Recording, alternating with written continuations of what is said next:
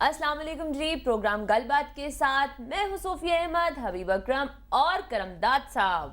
سر جی کیا حال ہے؟ میں ٹھیک ہوں، آپ سنائیں مزاج بخیر ہے؟ مجھے بھی پہلے سے بہت آرام ہے۔ دشمنوں کی طبیعت سازگار ہے نا؟ ان کے چہرے کی لالیاں تو بتا رہی ہیں کہ دشمنوں کی طبیعت ٹھیک ہے۔ ہاں جی ہاں، بہرحال سب کو ٹھیک ہی رہنا چاہیے، کیونکہ سب ٹھیک ہوں گے تو پولوگرام جو ہے نا وہ دن دوگنی اور رات چوگنی ترقی کرے گا۔ کون؟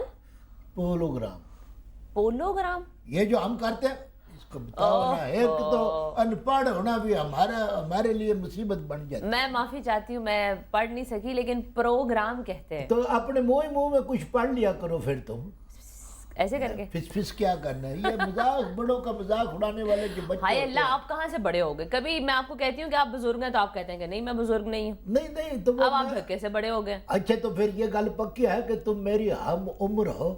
اچھا یہ بات آپ نے آن ایئر نہیں کہنی، اب شروع ہو چکا ہے چلو تو کوئی نہیں، ابھی پھر مڑ کے شروع کر لیتے ہیں۔ سب کو نہیں تو حضرات ہمارا پروگرام شروع ہوتا ہے، شروع کرو۔ چلیں شروع ہو گئے۔ ارے ویری گڈ بھائی، پہلی خبر جو آئی ہے وہ تو بڑی مزے کی ہے۔ اچھا جی، جی جناب، چٹ پٹی ہے۔ چٹ پٹی ہے، بہت مرچ مسالے والی ہے۔ اچھا، اور خبر یہ ہے کہ گورنر ہوش میں آئیں تو آئین پڑھ لیں، ثناء اللہ نے کہا ہے۔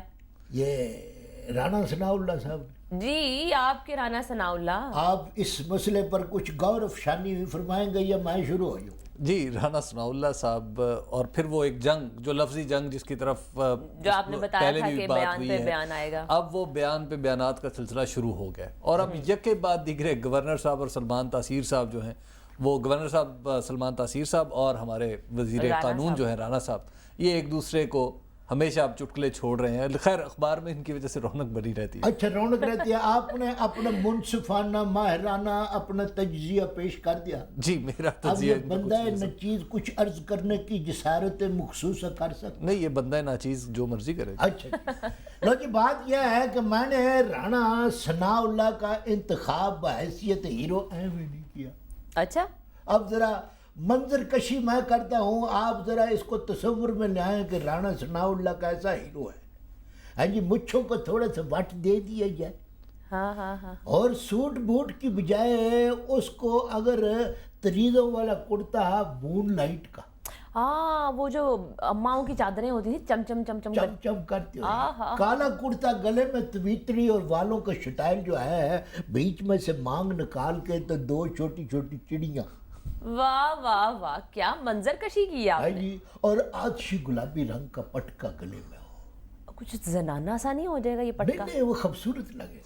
اچھا سنیں، آپ نے جو کپڑے ہیں نا ان کا آرڈر مجھے دینا، میں مون لائٹ کے ایسے ایسے پیس ڈھونڈ کے لاؤں گی نا، آپ خوش ہو جائیں گے۔ نہیں تو میں رانا ثناء اللہ صاحب کو آپ کے ساتھ بھیج دوں گا، ان کو تیار کرا کے تو بھیج دینا شوٹنگ کے۔ نہیں ان کو رہنے دیجیے، وہ تیار ہی نہ ہو جائیں، آپ ان کو رکھیں، میں ان کے کپڑے بنا دوں گی۔ اچھا تو میں ایسے واسطے کہہ رہا ہوں نا کہ جس کا کام اسی کو ساجے، مجھ کو یہ بنانے دو۔ تو رانا صاحب کا جو ڈائلوگ ہو کہ پرانا ہو گیا ہے سونیا، نویں گورنر دا انتظام کرا دئیے، اس قسم کے ڈائلوگ ہو۔ میرا جو سکرپٹ ہے نا، جو کہانی ہے اور جو سٹوری ہے، وہ تو میں نے سوچ لیا ہے نا، تو کہانی میں ابھی بنا رہا ہوں، تو یہ تو سپر ہٹ ہو جائے۔ میں کہتا ہوں لوگوں کی قمیضیں پھٹ جائیں ٹکٹ لیتے ہوئے، جو سنیماؤں سے لوگوں کا رجحان ختم ہو گیا ہے نا، پھر ایک باری لائنوں کی لائنیں نظر آئیں۔ واہ واہ، آپ کے کتنے اچھے خیالات ہیں نا، فلم انڈسٹری کے لیے آپ کتنا سوچ رہے ہیں۔ ہاں جی ہاں جی، کتنا بوجھ ہے آپ کے ذہن پر۔ ہاں جی، جو فلم ستارے ہیں نا جی، وہ مجھ کو بڑی اچھی لگتی ہیں ساری۔ اچھا بات سنیں، آپ نے ہیرو لے لیا، ویلن لے لیا، ہیروئن کے بارے میں آپ نے کچھ نہیں سوچا؟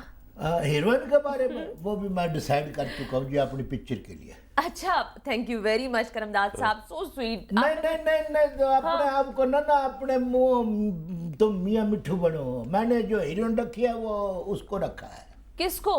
ہلاکو عرف ببلی کو۔ ہلاکو عرف ببلی کون ہے؟ وہ ہے ایک، وہ میرا لڑکا ہے، تو وہ لیڈی پارٹ بڑا اچھا کرتا ہے۔ ہاتھ دو گے کرمداد صاحب، کیا آپ نے ساری بھائی فلم میرے کریکٹر کی ڈیمانڈ اس قسم کی ہے نا۔ آپ مجھے اپنی ڈیمانڈز بتائیں، میں اس پہ پورا اتروں۔ نہیں تم پورا نہیں اتر سکتی، تم نہیں پورا اتر سکتی؟ نہیں تم نہیں اتر سکتی، تم جدھر بیٹھی ہو ادھر ہی بیٹھی رہو۔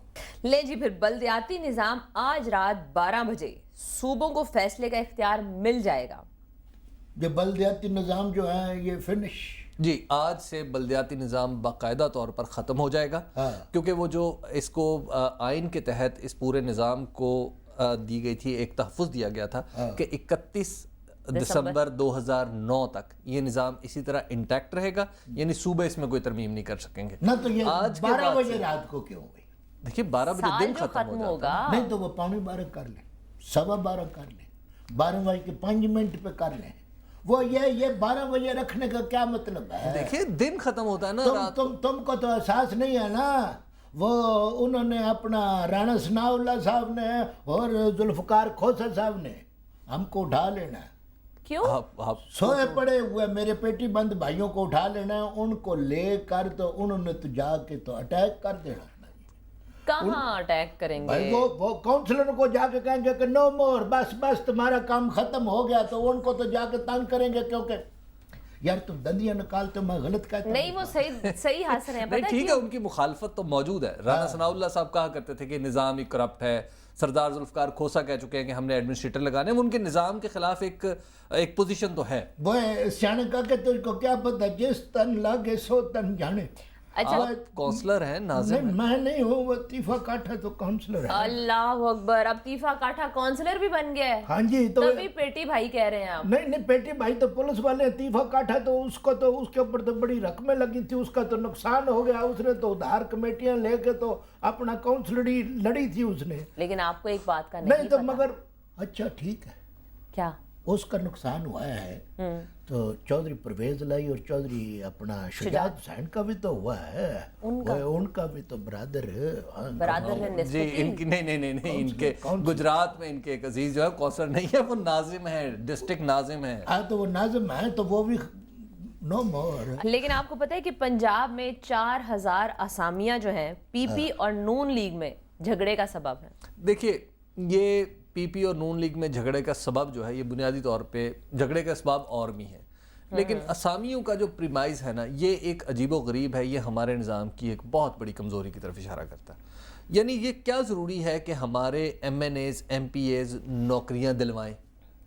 بات یہ ہے کہ ایک ٹرانسپیرنٹ سسٹم کیوں نہیں ہے جس میں لوگوں کو خود بخود نوکریاں ملتی چلی جائیں اور ان کی قابلیت کے مطابق؟ تو جب یہ الیکشن لڑتے ہیں تو تب جو وعدے وعید کرتے ہیں ان کا تم کو پتہ ہے؟ کرمداد صاحب نچلے درجے پہ کیا ضرورت ہے؟ آپ ایجوکیٹ کریں نا وہ لوگوں کو۔ ایجوکیٹ کیا کرنا ہے؟ خود ہی آ کے تو سنہرے خواب دکھاتے ہیں کہ اگر ہم الیکٹ ہو گئے تو ہم یوں کر دیں گے۔ ہمارے محلے میں وہ مائی پسوڑی نہیں آئی جو وہ بڈی چھوٹے قد کی جو تھی، وہ چھوٹے قد کی جو ہے، چھوٹی پکڑ کے اس میں پھر بھی رہی، وہ جو 5-6 شادیاں کر چکی ہے، ہائے تبھی پسوڑی میں پڑی۔ ہاں تو اس سے وعدہ کیا تھا اپنا موری ممبر صاحب نے کہ جب میں سلیکٹ ہو گیا تو میں تمہاری طلاق کرا دوں گا، تمہارا اور بیاہ کرا دوں گا۔ تو اب وہ کہتی ہے کہ میں اسے پرانے بندے کے ساتھ اپنی زندگی گزار لوں، تو اس کی طلاق کرانی تھی تو اس کو طلاق تو کرانی پڑے گی، تو وعدے وعید پہلے نہ کیا کریں تو پھر اس طرح کی بات نہیں ہوتی۔ نوکریوں کے وعدے، دیکھیے نوکریوں کے وعدے نو ڈاؤٹ نوکری کا نہیں، میں کہہ رہا ہوں اس کو طلاق دلانے کا وعدہ۔ بات تو نوکری کی ہو رہی ہے نا، نوکری کی ہو رہی ہے تو نوکریوں کے بھی وعدے کرتے ہیں۔ تو میرا ایک بچونگڑا ہے، اس کو انہوں نے کہا تھا کہ ہم ڈپٹی کمشنر لگوا کے دیں گے۔ دیکھیے ڈپٹی کمشنر ایسے نہیں لگتا، کیسے لگتا ہے؟ ڈپٹی کمشنر کا ایک پورا پروسیس ہے، وہ بڑا اعلیٰ امتحان پاس کرنا پڑتا ہے۔ پروسیس جو ہے ہم نہیں کر سکتے، وہ بڑے لائق لوگ کرتے ہیں اور اس میں کسی M N A M P A کی نہیں چلتی۔ کسی نے یہ کہا کہ ہمارا نلائکوں کا خاندان ہے؟ نہیں اس کے لیے سی ایس ایس کرنا پڑتا ہے، پھر دیکھیں اس کے لیے نہیں تو جو کچھ کرنا پڑتا وہ ہم بھی کریں گے، مجھے پتا ہے جو کچھ کرنا پڑتا کر دیں گے۔ سیاستدان کا اس میں کوئی کردار نہیں ہوتا، آپ یہ کیوں نہیں سمجھتے؟ سیاستدان ڈپٹی کمشنر نہیں لگوا سکتا۔